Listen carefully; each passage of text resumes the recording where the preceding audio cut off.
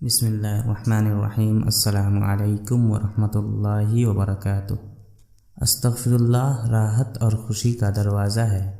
جب بھی آپ پریشانی میں مبتلا ہوں تو استغفر اللہ کو کثرت کے ساتھ پڑھنا شروع کر دیں۔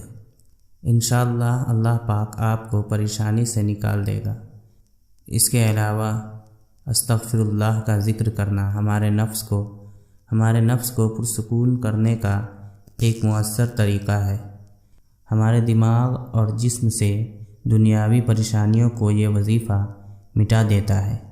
اگر ہم افسردگی کا شکار ہیں تو ہمیں پرسکون کرتا ہے اور ہماری افسردگی کو کم کرتا ہے۔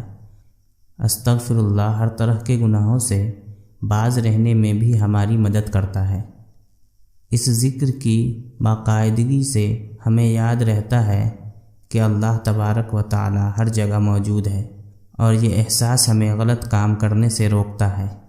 ابن عباس رضی اللہ عنہ کہتے ہیں کہ رسول اللہ صلی اللہ علیہ وسلم نے فرمایا کہ اگر کوئی مستقل طور پر رب تعالیٰ کی طرف سے معافی چاہتا ہے تو اللہ تبارک و تعالی اس کے لیے ہر پریشانی اور ہر مشکل سے نکلنے کا راستہ آسان کر دیتا ہے، اور جہاں سے اسے امید نہیں ہوتی اسے وہاں سے رزق پہنچانے کا سبب بنا دیتا ہے کہ جس نے استغفار کو اپنے اوپر لازم کر لیا، اللہ تعالیٰ اس کی ہر پریشانی دور فرمائے گا اور ہر تنگی سے راحت عطا فرمائے گا، اور اسے ایسی جگہ سے رزق عطا فرمائے گا جہاں سے اسے گمان بھی نہیں ہوگا۔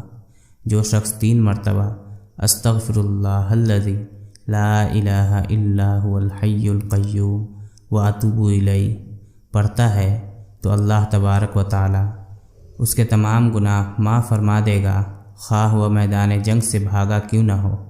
حضرت ابو امامہ رضی اللہ عنہ سے منقول ہے کہ نبی پاک صلی اللہ علیہ وسلم نے فرمایا کہ 3 شخص اللہ تعالیٰ کی ضمانت میں ہیں، زندگی میں بھی اللہ تبارک و تعالی ان کو کافی ہے اور مرنے کے بعد بھی جنت میں ان کا مقام ہوگا۔ پہلا جو گھر میں سلام کر کے داخل ہو، دوسرا جو شخص مسجد کی طرف گیا تاکہ نماز ادا کرے یعنی مسجد میں محض نماز پڑھنے کے لیے جائے، تیسرا جو شخص اللہ کے راستے میں اللہ کی رضا کے لیے جہاد کرے۔ یہ تینوں شخص اللہ کی امان میں ہیں۔ نبی پاک صلی اللہ علیہ وسلم نے فرمایا ہے، وہ دونوں فرشتے جو بندے کے اعمال کے محافظ ہیں، وہ ہر دن اللہ تعالیٰ کی طرف بندے کا اعمال نامہ لے جاتے ہیں۔ پس اگر اللہ تبارک و تعالیٰ کسی بندے کی نامہ اعمال کے ابتدا اور انتہا میں استغفر اللہ یعنی استغفار کی کثرت پاتا ہے تو فرماتا ہے، میں نے وہ تمام اعمال اپنے بندے کے بخش دیے جو ابتدا اور انتہا کے درمیان میں ہیں۔ حضرت سیدنا انس رضی اللہ عنہ سے روایت ہے کہ رسول اللہ صلی اللہ علیہ وسلم نے فرمایا، استغفار کی کثرت دلوں کی زنگ کی صفائی ہے۔ حضرت سیدنا زبیر بن عوام رضی اللہ عنہ سے روایت ہے، نبی پاک صلی اللہ علیہ وسلم کا فرمان ہے، جو اس بات کو پسند کرتا ہے کہ وہ اپنے نامہ اعمال سے خوش ہو تو اسے چاہیے کہ استغفار میں اضافہ کرے۔ بخاری شریف میں ہے کہ جس نے استغفار کو دن کے وقت ایمان اور یقین کے ساتھ پڑھا اور پھر اسی دن شام سے پہلے اس کا انتقال ہو گیا تو وہ جنتی ہے، اور جس نے رات کے وقت اسے ایمان و یقین کے ساتھ پڑھا اور صبح ہونے سے پہلے اس کا انتقال ہو گیا تو وہ بھی جنتی ہے۔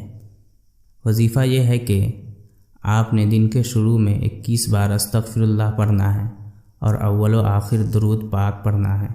ہر 7 بار کے بعد بھی درود پاک کا اہتمام کرنا ہے، اور اسی طرح یہ عمل دن کے اختتام یعنی سونے کے وقت بھی کرنا ہے۔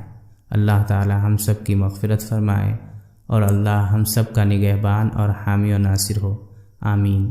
السلام علیکم ورحمۃ اللہ وبرکاتہ۔